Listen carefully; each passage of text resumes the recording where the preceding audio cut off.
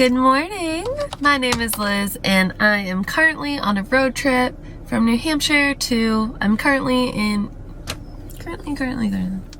Hey guys, my name is Liz and I am currently traveling around visiting a bunch of dreadlock artists. So, I started in New Hampshire where I live and as of this morning in Cincinnati, Ohio.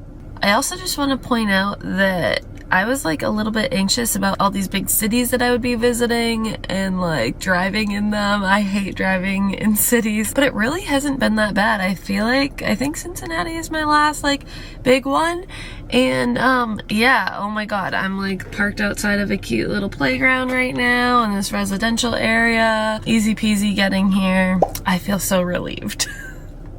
So I am very excited to meet our next guest today. I haven't met her before in real life, so let's go meet her. My name is Liz and I'm a dreadlock artist from New Hampshire. One of the things I'm passionate about is building a stronger dreadlock community. So this spring I randomly decided to hit the road for a couple of weeks and just connect with a bunch of other dreadlock artists. I filmed it all and now I'm here to share their stories with you. It's amazing.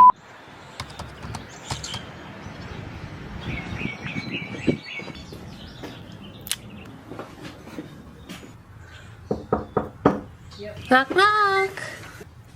Camera's rolling. Oh, the camera's rolling. Oh! Okay. Hey! Welcome. Come on in. Hi, my name is Desirae. I go by Desirae, and we are in Cincinnati, Ohio. I've been doing locks now for about 8 years. So my story is kind of unique. My cousin is actually a loctician in Chicago. So before I went to hair school, I was interested in what he was doing with locks. So I went to the salon he worked at in Chicago called Christian Fields. It is a salon that only specializes in dreadlocks.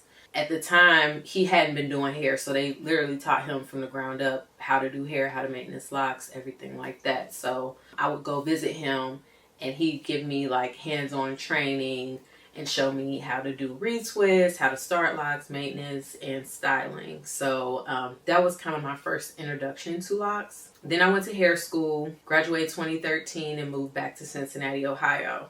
When I moved back here and decided to go into a salon, the place I worked at, they would get calls all the time for dreadlocks. So I'm like, okay, I kind of had sort of a foundation in the skill. So I started doing locks about 8 years ago in the salon, and just more and more people started to find out about what I was doing. Now it's at the point where I only exclusively do locks. At the time when I started, I was doing relaxers and braids, a lot of braidings, a lot of children's hair, and now I exclusively do dreadlocks. So I went to my cousin who taught me how to do locks, and he started my lock journey. At that time, I didn't tell him like what I wanted, how many I wanted, the parting style. Like, he really didn't give me too many options. Like, I sat in a chair and he just started going. And I think that experience really inspired me to become very, very passionate about starting locks, but also like the consultation. So my consultations are pretty extensive because I want the person to understand what they're getting into when they start their lock journey. Me personally, I'm a very low maintenance person. Because I do hair, I don't want to do my own hair. My last set of locks, I probably had over 150 locks. So it was just a lot of maintenance. They were beautiful, like very symmetrical, clean partings, like beautiful foundation. I kept up with them for 4 years.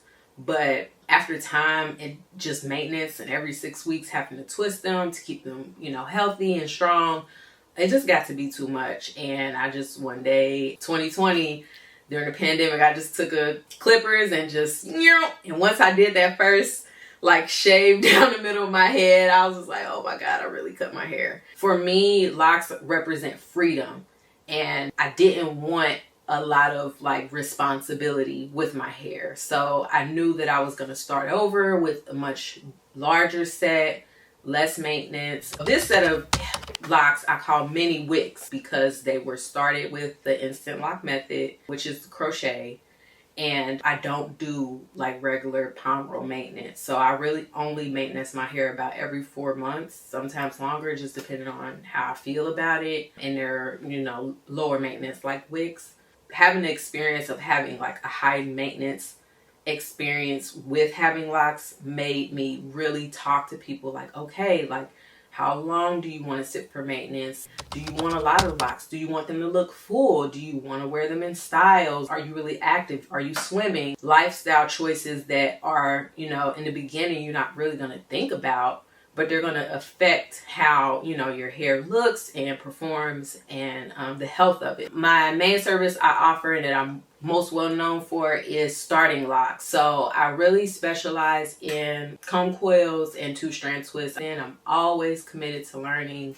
I've met a lot of beautiful people in the process of learning how to do dreadlocks. I've come in contact with people who have different hair textures, which caused me to start learning about different techniques like instant locking and crocheting and back combing, etc., etc. So I just try to make sure that my toolkit is full of tools to be able to deal with different situations according to hair texture, because it's not really about like culturally white or black. Like, we have to literally look at the hair strand and the hair follicle and how it's growing out of the head and assess what needs to be done according to the texture that's being presented. I've met black people with straighter hair. I've met white people with coarse hair, and I have a lot of clients who are mixed. So I've met people with coarse and straight hair on their head. So being a loctician, you have to kind of be well versed to know how to deal and handle with different situations according to what's being presented.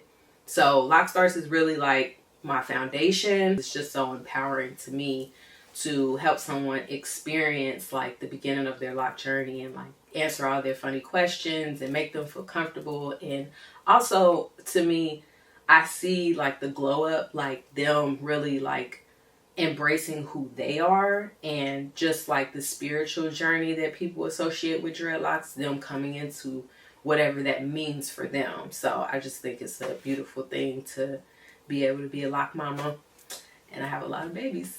So this is Desirae Studio, and this is where the magic happens. When clients come in, I have them sit right here, and I like assess their hair, figure out what I need to do.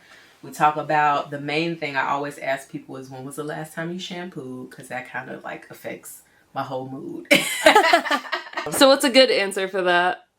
A good answer would be like last week or 2 weeks ago. And like, the worst answer you've gotten? The worst answer, which is I got 3 times yesterday, was not since the last time you shampooed it. And like literally rage builds up in my body.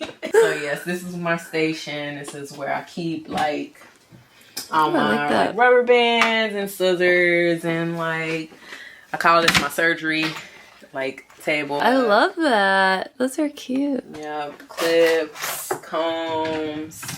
So this is the Healing Honey. It is a lanolin based oil mixture, and I use it as a hot oil treatment for all of my clients. So what it does is it helps to lock in moisture, it adds shine, it adds like all the benefits of the oils that are in it. It has tea tree and peppermint, so it smells really nice, and it helps with like its antibacterial properties to prevent dandruff and things like that. It does not cause buildup. It has no wax or anything like that in it, so when people wash their hair, it comes completely out and just keeps the hair nice, healthy, and shiny. Awesome. Cool. Yep. So you can come on back with me. So I take people back here, and this is where we do our shampoo. I feel like this is where the service really starts. I recognize Paul Mitchell tea tree. I literally used Paul Mitchell tea tree shampoo for years on my hair. For like the first 6-7 years. Yeah. Most of my clients, I use this shampoo, which is their the clarifying. Oh, yep. I have that one too. That's funny. This is where I make my products if you want to like. Oh, cool. The lab. So like all my oils here. That's so cool. And my last batch of Healing Honey. You sell it online on your website and here? Yep. Cool. So I ship all over the country. I love this. The display. Yes. Like honeycombs. That was the thought, right? Yeah. Okay. I get it. All right. Oh, wait. We got to talk about this. So this is like my little project. So these are some of my first locks. And I'm practicing my crochet and like extension techniques on this mannequin. So I'm adding the human hair. I colored it and then adding my own hair to the ends of it. It's kind of like a passion project. It's like amazing. Anytime I can't sleep, I'll kind of sit up and do a few. So hopefully I'll have it done eventually, but I'm in like no rush to get it done. They look so cool. I love the tie-dye. Yes. Tie-dye vibes. Just locks sitting around. I did love my first set, and people used to always say, like, when I would do consultations and I had these locks, oh, I want mine like yours, and I would pull out one, like, you see how fat this one is? And you see how little this one is? Like, there's no perfect locks. Like, your hair is going to create what it creates, and I think, you know, as a loctician, you can try to accomplish a certain size for a person, but you never know how it's going to fill up, how their hair is going to shed, develop, mature, any of that. So I just tell people to be open to what their hair is going to kind of do over time. Yes, I love that. Okay. Do you want to show me what you're doing first, or do you want me to just jump in and show you what I do? One of the coolest things about meeting and building relationships with other artists is sharing techniques. We all do things a little bit differently, so it's neat to be able to watch each other work, and you tend to pick up something new each time and just fuse it into your own style. Since Desirae's foundations began from twisting and styling, and then I came from back home crochet, it was really interesting to compare notes, and I think that we're both better for it. So to set an appointment, I have a website.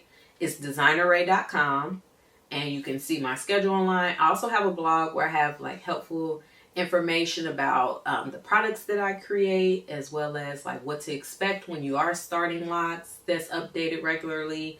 But the best way to like engage with me is through following me on Instagram. I do a lot of content, education, specifically about starter locks. So if you're interested in starting locks, that will be a great resource. If I'm not in your area, I'm definitely available to talk to you about your locks. So check me out at Desirae on Instagram. Thank you so much for showing me your space and having that little chat and sharing everything you did. I really appreciate it. Thanks for coming. All right. Bye, guys. Bye.